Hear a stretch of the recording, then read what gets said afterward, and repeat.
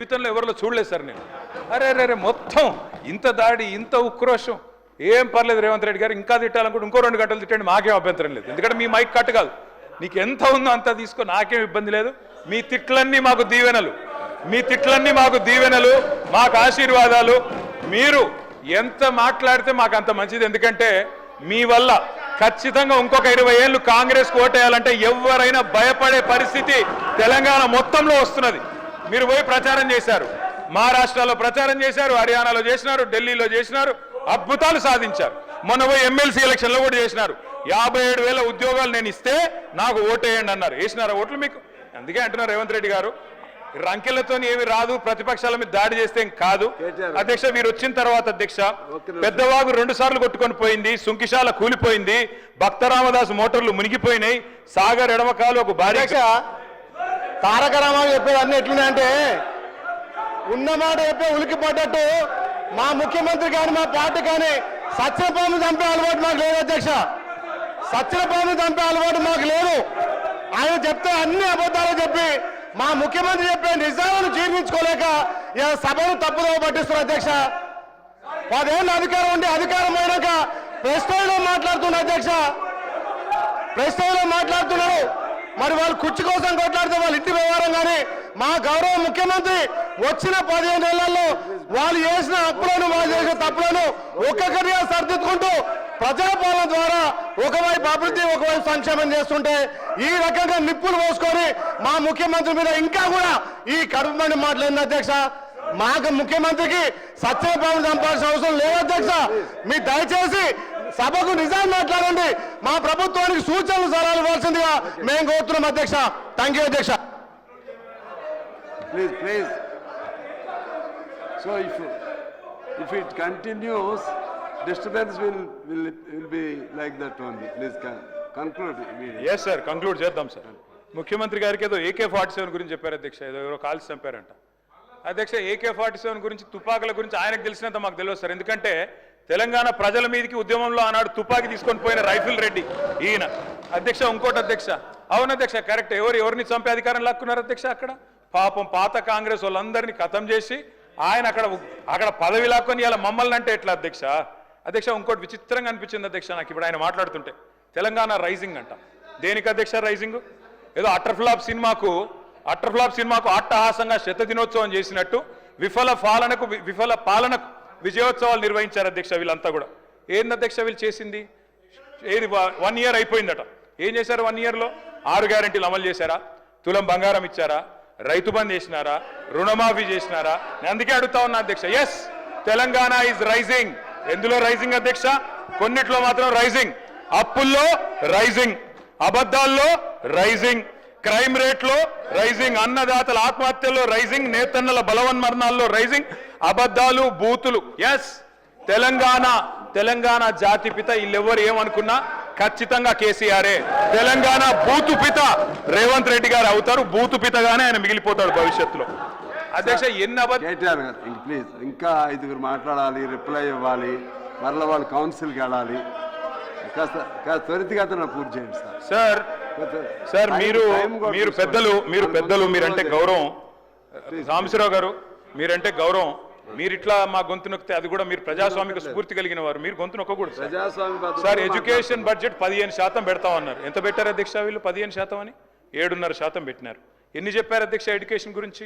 ఇది ఇచ్చేస్తాం, విద్యా భరోసా కార్డు ఇస్తాం, పిల్లలు ఫీజులు కట్టాల్సిన అవసరం లేదు, ఇంటిగ్రేటెడ్ స్కూల్స్ అని 11,600 కోట్లు పెట్టినారు. నేను అడుగుతా ఉన్నా అధ్యక్ష, 11,600 కోట్లు దేవుడెరుగు. ఉన్న 1022 గురుకుల పాఠశాలను కాపాడండి. 88 మంది చచ్చిపోయినారు ఇప్పటికీ, దయచేసి వాళ్ళకి కాంపెన్సేషన్ ఇవ్వండి. రైతులు 513 మంది ఇప్పటికీ ఆత్మహత్యలు చేసుకున్నారు. నేను లిస్టు పంపిస్తా ఉన్నాను గౌరవ ఎల్ఏ మినిస్టర్ గారికి మీ ద్వారా. దయచేసి వీరికి నష్టపరిహారం ఇవ్వండి.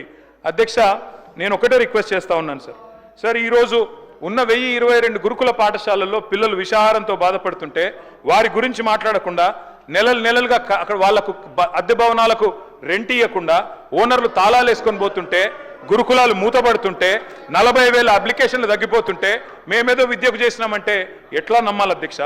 1931 పాఠశాలలు మూతపడ్డాయని చెప్పి మంత్రి గారే స్వయంగా చెప్పారు అధ్యక్ష మొన్న పద్దుల్లో. విదేశీ విద్య మీద కూడా చెప్పలేకపోతా ఉన్నారు. 20 లక్షల రూపాయలు కేసీఆర్ ఇస్తే మేము 25 లక్షలు ఇస్తామన్నారు, కానీ ఇవ్వలేదు అధ్యక్ష. మరి ఇవ్వాలని చెప్పి కోరుతా ఉన్నా. వారు చెప్పారు అధ్యక్ష, ఫీజు రీయింబర్స్మెంట్ బకాయిల గురించి మాట్లాడతారు. అధ్యక్ష, మేము గవర్నమెంట్లోకి వచ్చినాడు 1800 కోట్లు బకాయిలు ఉండే, మేము కట్టలేదు అధ్యక్ష. మీరు వచ్చినాడు బకాయిలు ఉంటాయి. Government is a continuous process, మీరు ఇవ్వాలి. 8000 కోట్లు ఫీజు రీయింబర్స్మెంట్ బకాయిలు ఉన్నాయి, దయచేసి చెల్లించాలని చెప్పి ప్రభుత్వాన్ని నేను కోరుతా ఉన్నా అధ్యక్ష. అధ్యక్ష, ప్రతి విద్యార్థికి 5 లక్షల విద్యాబంధు కార్డు ఇస్తామన్నారు. ఫీజు తల్లిదండ్రులు చెల్లించే భారం ఉండదన్నారు. బడ్జెట్ను సవరించండి, ఒక 5000 కోట్లు కేటాయించండి.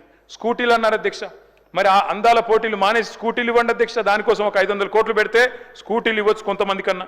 విద్యా జ్యోతులు అన్నారు, 10 పాస్ అయితే 10,000, ఇంటర్ పాస్ అయితే 15,000, గ్రాడ్యుయేషన్ పూర్తి చేస్తే 25,000, పీజీ అయితే 1,00,000, రీసెర్చ్ స్కాలర్కి నెలకు 10,000. అదేవిధంగా ఇంకా చాలా చెప్పారు అధ్యక్ష. 1000 కోట్లు దయచేసి బడ్జెట్ను రీఅప్రోప్రియేట్ చేసి వారికి కేటాయించాలని చెప్పి నేను కోరుతా ఉన్నా అధ్యక్ష. అధ్యక్ష, 2 లక్షల ఉద్యోగాల గురించి ముఖ్యమంత్రి గారు చెప్పారు అధ్యక్ష. వారు ఇచ్చింది కేవలం 11,000 ఉద్యోగాలు అధ్యక్ష. మిగతా అన్ని మా గవర్నమెంట్లో ఇచ్చిన నోటిఫికేషనే, ఆ వీటికి మాత్రమే వాళ్ళు కాగితాలు ఇచ్చుకున్నారు తప్ప ఇంకోటి కాదు. గ్రూప్ 1 పోస్టులు 1000కి పెంచుతామన్నారు, పెంచలేదు. గ్రూప్ 2 పోస్టులు 2000 చేస్తామన్నారు, చేయలేదు. గ్రూప్ 1 మెయిన్స్కి 1:100 రేషియో ఇస్తామన్నారు, చేయలేదు. జీవో నంబర్ 46 రద్దు చేయలేదు. జీవో 29 తెచ్చారు, బలహీన వర్గాల నోట మట్టి కొట్టారు. 20,000 టీచర్ల పోస్టులు ఖాళీ ఉన్నాయన్నారు, వాటిని భర్తీ చేయలేదు. కేవలం 11,000 ఉద్యోగాలు మాత్రమే చేశారు అధ్యక్ష.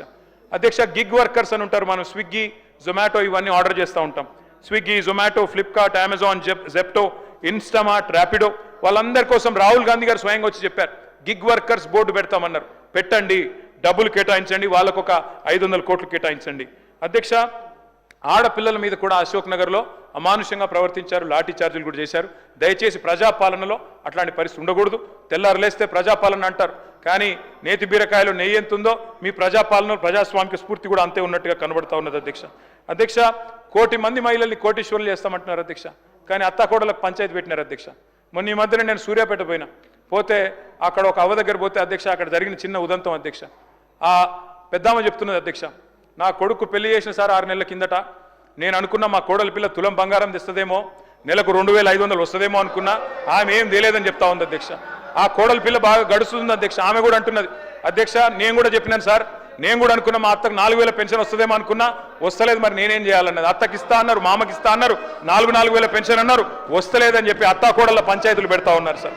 అధ్యక్ష, అప్పట్లో నేను చిన్నగా ఉన్నప్పుడు ఊర్లలో పేరు రాసేది అధ్యక్ష, గోడల మీద రాసేది, ఓ స్త్రీ రేపురా అని. ఇలా వీళ్ళ పరిపాలన అట్లే ఉంది అధ్యక్ష. ఏది అడిగినా ఓ స్త్రీ రేపురా. మహిళల్ని కోటీశ్వరులు చేస్తారట, 1 కోటి మందిని. ఎట్లా చేస్తారో వీళ్ళకి ప్లాన్ ఉందో లేదో తెలియదు, కానీ ప్రజలకు మాత్రం అర్థమైంది అధ్యక్ష. 40% బడ్జెట్ చూసిన తర్వాత మొత్తానికి అర్థమైపోయింది అధ్యక్ష. 1,67,00,000 మంది ఆడబిడ్డలు ఎదురు చూస్తూ ఉన్నారు. ఖచ్చితంగా నెలకు 2,500 ఇవ్వాలని 18 ఏళ్ళు నిండిన ఆడబిడ్డలు, వారి కోసం ఒక 10,000 కోట్లు అంచనాలు సవరించి కేటాయించాలని చెప్పి నేను కోరుతా ఉన్నా అధ్యక్ష. బంగారం అన్నారు, మరి లంక బిందెలు దొరికినాక ఇస్తారా, ఎప్పుడు ఇస్తారా చూడాలి అధ్యక్ష, చూద్దాం అధ్యక్ష.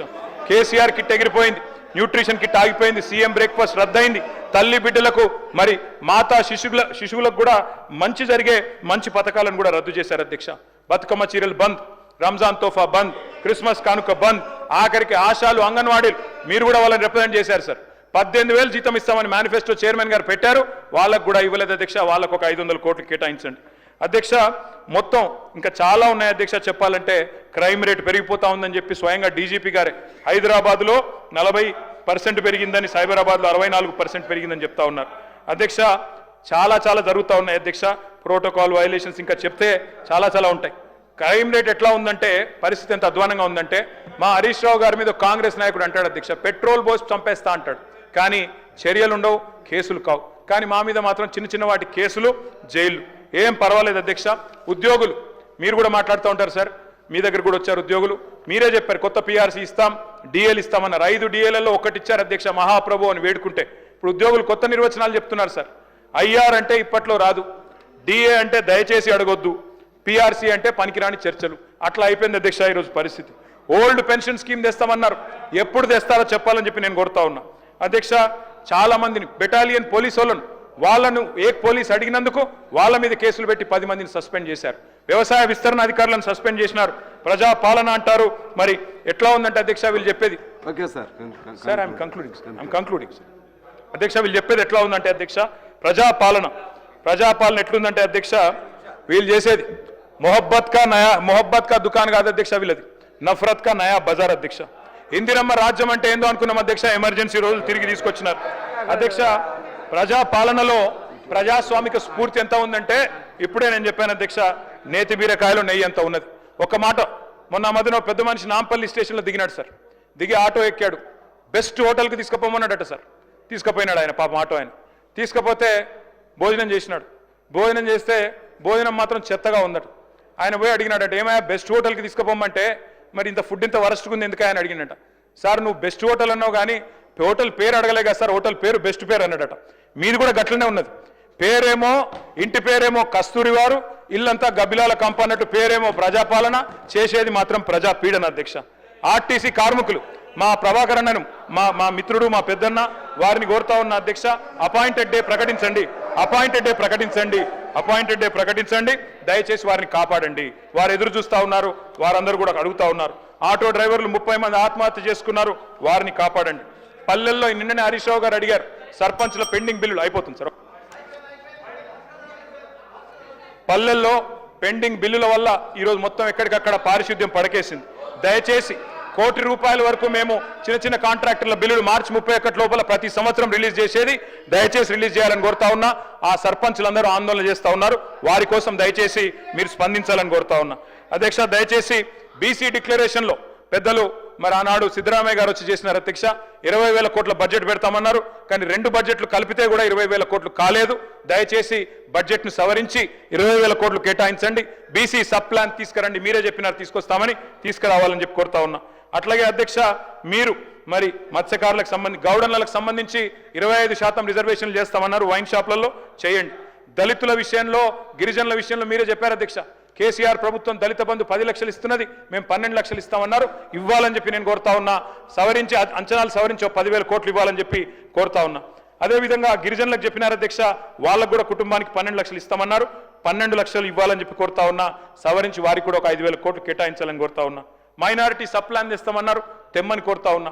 గత సంవత్సరం 3,000 కోట్ల బడ్జెట్ పెట్టారు కానీ 1,000 కోట్లే ఖర్చు అయింది అధ్యక్ష. దయచేసి నేను విజ్ఞప్తి చేస్తా ఉన్నా. ఇవాళ ఒక్క మాట చెప్పి నేను ముగిస్తాను అధ్యక్ష. ఇవాళ రాష్ట్రం అంతా ఏమనుకుంటారు అధ్యక్ష అంటే, ఎందుకంటే ఎల్లుండి రంజాన్ ఉన్నది సార్, అందుకే చెప్తా ఉన్నా. ఉర్దూ కూడా నాకు చాలా ఇష్టమైన లాంగ్వేజ్ సార్. అయిపోయింది సార్, ఐఎమ్ కంక్లూడ్. రాష్ట్రం అంతా ఒకటే అనుకుంటున్నారు సార్, సిర్ఫ్ జుబా పే తే झूठे वादे, दिल में थे सारे गलत इरादे. कांग्रेस को थी सिर्फ कुर्सी से प्यार, तेलंगाना की मिट्टी से की कैसी गद्दारी. वादों के धोखे अब बस यादों में रह गए, वादों के धोखे बस यादों में खो गए, और अवाम के अरमा ख्वाब बन के रह गए. तेलंगाना अंटे अध्यक्ष मोहब्बत का मकान अध्यक्ष. थोड़ा हिंदी उर्दू जानते हैं, हम भी थोड़ा हिंदी उर्दू जानते हैं. हम कोई तेलंगाना के लोग, कांग्रेस के लोग गद्दारी नहीं है, बात सही नहीं है. आप जो भी शहरी बोलना चाहिए 2-3 दिन से सीख लिए, ठीक है, मगर कांग्रेस को गद्दार मत बनाओ. तेलंगाना कांग्रेस को ऐसे गद्दार मत बनाओ. कांग्रेस के लिए तेलंगाना अरे దాని తర్వాత అధ్యక్ష, ఇది 2014 మేనిఫెస్టో ఇప్పటిదాకా కాంగ్రెస్ సంబంధించిన అనేక 15 నెలల అంశాల మీద చెప్పినారు అన్నారు. చెప్పండి, అరే 15 నెలల పరిపాలనకు సంబంధించిన అంశాలు చెప్పారు అధ్యక్ష. 2014 మొట్టమొదటి ముందు మాటనే ఆంధ్ర వలసవాదుల పరిపాలన విధ్వంసమైన తెలంగాణ గురించి చెప్పి మొట్టమొదటి 7వ పేజీలో వాళ్ళకి కాపీ పంపించాలి అధ్యక్ష. పరిపాలనలో ప్రజా సంఘాల ఏర్పాటు జరగలే అధ్యక్ష. పరిపాలనలో